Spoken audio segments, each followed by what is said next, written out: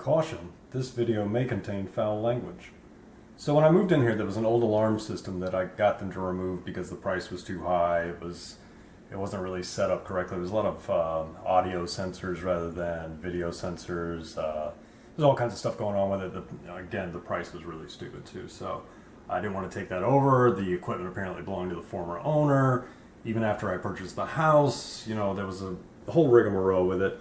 And so I got them to come and remove that system. I got a new system installed that actually has outdoor cameras, things like that. Oh, someone's texting me. Anyway, the problem was, when they removed it, again, they left me a dick hole. That's right. It's a hole in my wall where the original panel you can see was mounted in the shape of, well, just use your imagination there. Not happy with that at all. And oh, we're going to come fix it. Oh, we're going to get over there. Yeah, blah, blah, blah. If you ever run across this situation, wherever you are, do not let them take the equipment out of your house. Leave it in the grocery bag that they stuck it in until that guy gets by here to fix it. I was like, oh yeah, it's your equipment. Yeah, I understand. It's been a hassle. Blah, blah, blah. Take your stuff. And then, oh, you're sending somebody by? Great. It was a couple weeks and still have a dick hole in my wall. So I could either A, hang something over this, which I'm not going to do, because obviously there is a hole in the wall all the way back to that other wall back there. I don't know if you can see it. So we're going to patch a hole. This is video 1 of Adventures in Sheetrock.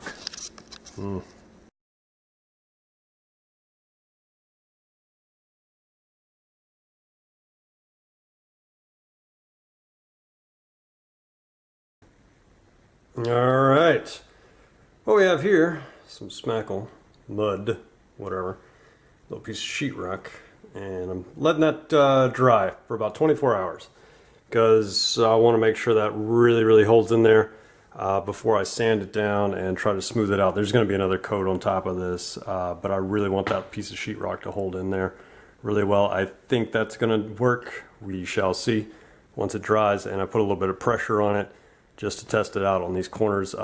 It looks like there's gaps there. I promise you there's not. It's just the coloration. That is sealed up pretty good. What I'm finding, and in this video I'm going to show you part of my issue. These electrical outlets also, I just tried this as a temp. That needs to go over that. Oh, I need to smooth that out some more. Anyway, sorry, learning.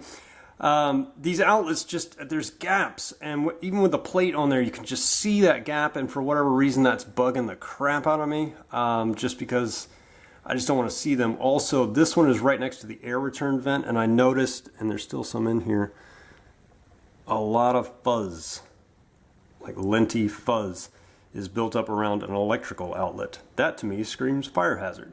So I started with this one just to get it cleaned out, and I will again before I obviously put that back on there. But I wanted to show you something that's very interesting about this house that I'm coming across as I started to examine these electrical outlets. So go with me, shall we, to the bedroom that is being used as a paint supply staging area. Again, this will look completely different later, but let's go through this. Again, missing outlet plate cover that came like that. Anyway, but 1,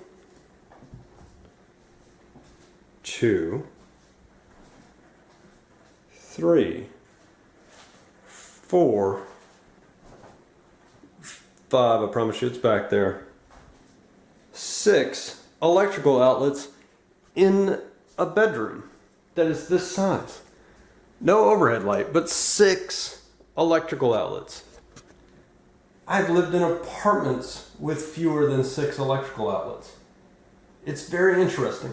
It lends to a lot of possibilities, obviously, of where you want floor lighting, or if you want to get creative and string some lighting, which I probably will do later. It's just very interesting to me that there would be a room this size with 6 electrical outlets, and then this random bone jack that I've got to get off the wall as well. The same thing if we move on to the second bedroom or third bedroom, whatever. Same thing. There are 6, I promise you, in this room as well. Same size. Again, no overhead lighting. 6. My master bedroom has 5. But it does have overhead lighting. So, and a ceiling fan. It's interesting, and it's something that I'm going to have to go through. Clearly this needs to be taken off, cleaned, and repainted as well. Different projects. So really in this video I just want to show you Dick Hole is gone, and well, working on getting it gone, and I'm going to have to get used to this look because I'm about to take all of my handy dandy painting supplies and sanders and ooh, sanders. Speaking of, look at this guy. Ooh, I've already did a little bit of experimenting with it and its little dust trap collection thing because I just wanted to see how that works on a couple of spots. One in particular right there. Just wanted to see how it worked. It works pretty well. I'm going to get used to that look because I'm about to go through and mud slash spackle slash fill in all of these holes that are everywhere. And this video is going to be a little bit longer. Come with me, shall we? I want to show you one other thing as well. That is a project that I'm working on. There's 4 of these, I think, throughout the house. Sorry, that may be way too close. I don't know. I can't film. It's all twisted. These things. So this one is a phone jack. There's I think 2 phone jacks and 2 cable jacks that were just left open. Now, can you just blank plate them and leave that on the wall? Yeah, sure you could, but I'm gonna do much like the Dick Hole in the hallway and fill those in because I don't ever foresee me getting telephone lines or cable in here since I've gone over a decade without either. The issue becomes these metal boxes that of course are into studs. I could rip all of that out, cut that line, fill in, or I think what's going to happen is I'm going to patch it. I'm going to put a little piece of sheetrock in here that I'm going to cut to fit, push that back, clean it out obviously, but push that back, get the sheetrock, fill it in, patch, and then sand over again, much like the hallway thing. I have 4 of these to do that I know of. I may be doing more than that. There's one there. There's one on the back side of the cabinet over, or the dresser, excuse me, back here. Well, this is all out of focus. Back there. Zoom. Oh, you can't see it. Anyway, there's one back there, I promise you. That's a cable one. Then in the living room behind this nice little plant that our plant lady gave me, there's a blank plate back there and another phone jack back there. I don't know really what's even behind that blank plate. I hadn't pulled it yet. So we'll see what's back there, but those 2 as well. And I want to say there was one more around here somewhere. I don't know. Whatever. Point is, the next time you see these walls, there's probably going to be chicken pox looking white stuff everywhere because I'm just going to go through over the next week or so and mud all the holes, fix all the holes, and then start sanding, which is going to be extremely dirty. And I just want to get the whole place done first and just live with the pock marks on the wall and then go through and start painting. That way I can just clean up all the dust all at one time and just be done with that portion, then start laying down drop cloth and going room by room and painting. So sorry for the longer video, but that's what's happening. May give you one more update on this just after I get the 24-hour dry time in and see what that looks like. This is my first big step, so I wanted to see how that really worked out. Anyway, hope all is well, and happy Monday to you. I guess it's Monday. Bye.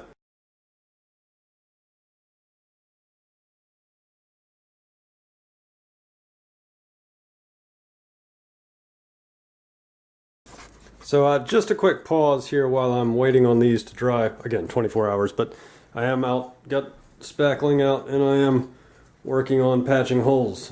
So that is coat 1. But the reason for this short video hello, is the blank plate that was on the wall that I said, oh, I don't know what I'm going to find when I get back there.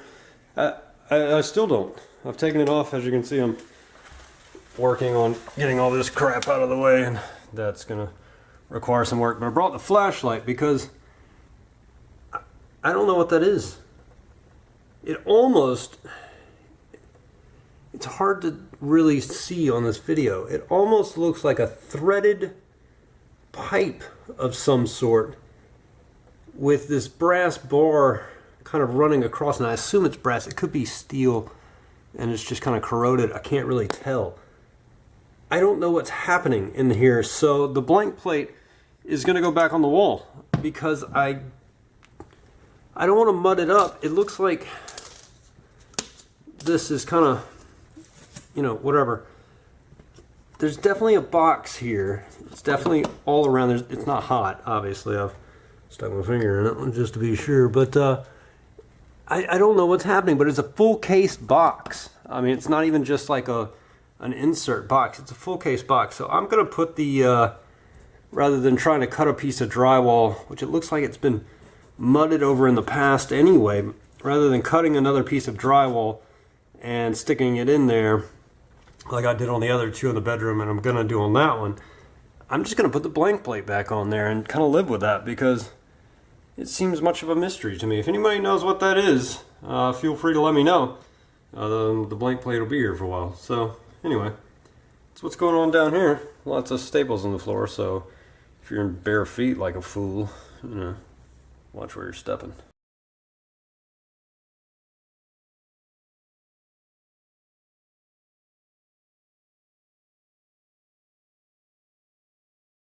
Alright, I feel like I may be making too many of these videos, but just in case anybody's wondering about how it is that my uneducated self is going about this, I got a piece of drywall from work, of which I am measuring out these boxes and kind of getting these guys to where they will fit in here.